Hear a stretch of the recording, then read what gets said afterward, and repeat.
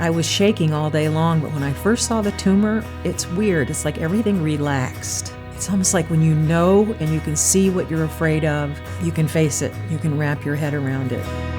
I'm Kathy Bates. I'm an actor, and I'm a 2-time cancer survivor.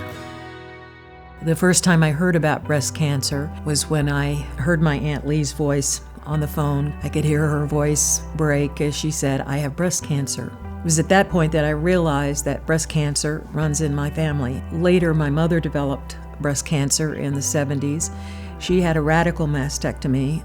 I knew that at some point I would get breast cancer. So in 2003, when I was diagnosed with ovarian cancer, that was a real surprise to me.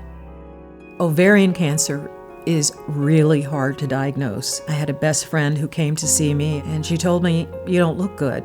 I had a gynecological exam, and my doctor discovered a mass. Mine was stage 1, and it was about to attach itself to my colon, which meant it would become a stage 3. I had 9 rounds of chemo, which knocked the stuffing out of me. I'm a pretty raw person and a very open and direct, so it was hard for me not to talk to people about it. But at the same time, I withdrew from all of the activities that I had in my life. I don't think I really came out about being a cancer survivor until I developed breast cancer in 2012.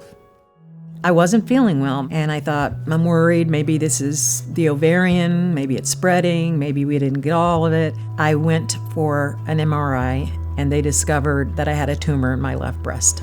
Breast cancer was much more difficult for me than the ovarian. Obviously, losing one's breast on the outside of the body is much more noticeable, and I was in a lot of pain, which I wasn't with ovarian. And then I found out that I had something called lymphedema. Lymphedema is something that you are going to live with, and it's a souvenir of cancer. So doctors remove lymph nodes to keep the cancer from spreading. If the lymph nodes have been damaged or traumatized in any way, you're at risk for lymphedema. Pain, swelling, you tend to isolate, so it's psychologically so damaging. It was almost worse than having the cancer.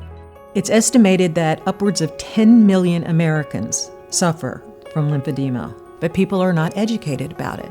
I began working with the Lymphatic Education and Research Network 4 years ago. Doctors in 4 years of medical school will spend only 15 to 30 minutes on the lymphatic system. And my focus at that time was to educate people and to spread the word so that people know that they're not alone. It's been very exciting to see what doctors and researchers are doing now, and that we are on our way, and that it doesn't seem so insurmountable. So today, I'm 16 years since I was diagnosed. My great joy is transforming completely into another person. I love watching other actors do that. I want to do that.